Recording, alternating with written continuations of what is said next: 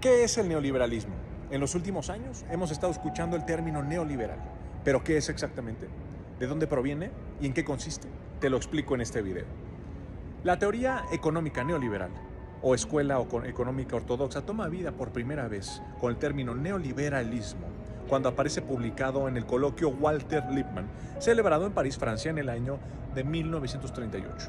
Walter Lippmann fue un intelectual de la geopolítica estadounidense, quien acuñó el concepto The New American Century, el nuevo siglo americano.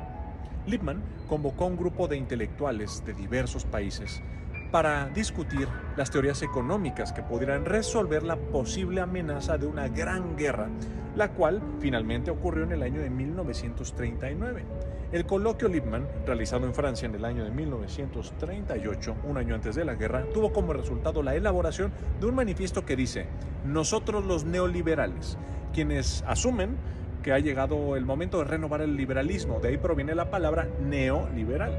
Ellos adaptaron una estrategia económica en la que se propone reducir al mínimo el papel del Estado. En otras palabras, los neoliberales propusieron una nueva teoría económica por medio de este manifiesto, retomando la teoría económica del dejen hacer, dejen pasar, del francés Samuel Dupont, refiriéndose a una completa libertad en la economía. Es decir, la teoría neoliberal propone la libertad individual a través de la no intervención gubernamental en los asuntos económicos de un país. En torno a todo esto, ha girado el proyecto económico que culminó con otra fecha importante para el detonante de la teoría política neoliberal de la época moderna que conocemos. En el año de 1989 nace el Decálogo del Consenso de Washington con 10 puntos, donde describe la estrategia neoliberal, basándose en el esquema con el que el neoliberalismo ha avanzado en la política económica de un gran número de países, incluyendo nuestro México. Desde el sexenio de Salinas de Gortari, comenzó en nuestro país lo que se conoce como neoliberalismo, que no fue otra cosa más que la apertura económica indiscriminada y el desmantelamiento del Estado mexicano. En aquellos años se nos prometió que con este modelo económico, nuestro país se volvería parte del primer mundo. El neoliberalismo en México fue una apertura económica bastante salvaje en la que se le puso nuestro mercado en bandeja de plata a las transnacionales extranjeras. En el año de 1993, el gobierno en turno y la teoría económica neoliberal mexicana fueron los encargados en resultar en la privatización de 1,115 empresas públicas o estatales y se redujeron a 203, con la promesa de que la iniciativa privada rescataría la inminente quiebra de las empresas estatales. Por citar un ejemplo sencillo, los ferrocarriles mexicanos. Empresa pública que se privatizó con la promesa de que la iniciativa privada modernizaría y haría más eficiente el transporte ferroviario de carga y de pasajeros. Por lo contrario, al día de hoy se ha traducido solamente un negocio privado que desapareció el transporte ferroviario de pasajeros, dejando en el abandono la conectividad de millones de usuarios mexicanos. Las empresas mexicanas de golpe se tuvieron que enfrentar a la crisis económica del año de 1995 y también a la competencia desigual de las corporaciones extranjeras. Esto provocó que la apertura económica en México haya estado marcada por la quiebra de miles de pequeñas y medianas empresas. Además, se nos inundó de maíz importado.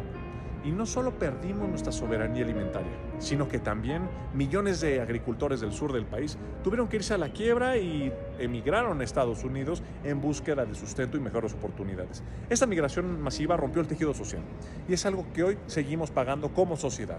Se entregaron las empresas estatales y también los sectores clave de la economía. Ningún país entregó tanto a los extranjeros como el caso de los mexicanos, como ahí en la época neoliberal. El desmantelamiento del Estado mexicano fue la causa de la gran corrupción que carcomió a un sistema político dominado por el PRI y por el PAN. Con la reforma energética, recordemos, de Peña Nieto, se buscó mandar a la quiebra a Pemex, a Petróleos Mexicanos y a la Comisión Federal de Electricidad, a la CFE. Todo con el objetivo de entregar el sector eléctrico nacional a corporaciones extranjeras como Iberdrola y también permitir que nuestro petróleo quedara en manos de las grandes petroleras extranjeras. El neoliberalismo nunca dio los resultados esperados. Por lo contrario, los grandes favorecidos de esta etapa económica en México fueron algunos políticos que acumularon grandes fortunas o los dueños de las corporaciones extranjeras que se pudieron quedar con nuestro mercado nacional. El trabajador común vio disminuir su poder adquisitivo durante los más de 20 años en los que se implementó el neoliberalismo en México.